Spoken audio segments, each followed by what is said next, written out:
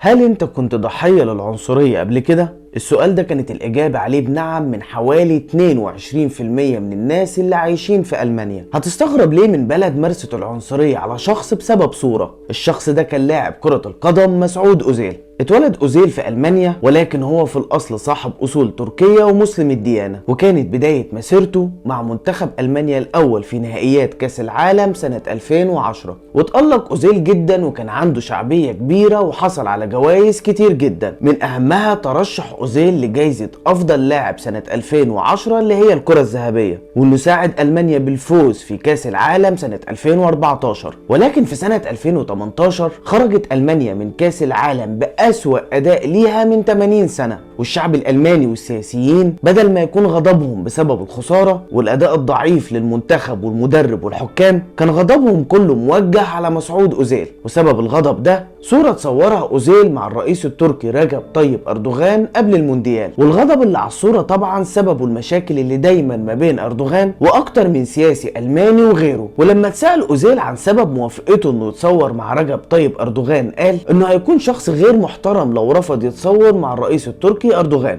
وأضاف إن عنده قبيلتين، واحدة ألمانية والتانية تركية، كان يقصد أصول عيلته اللي جاية من تركيا. وقال إنه في خلال طفولته والدته علمته الاحترام، وما ينساش هو في الأصل منين، وهو مازال بيحتفظ بالقيم دي. وبالفعل بعد كأس العالم سنة 2018 اعتزل أوزيل اللعب الدولي، وبعد 15 شهر بالظبط من الاعتزال بدأ يتكلم ويقول في تصريحاته إنه بيتعرض للعنصرية، وإنه بيوصل له رسائل من سياسيين وشخصيات عامة كلها هجوم وتهديد صريح ليه ولأسرته.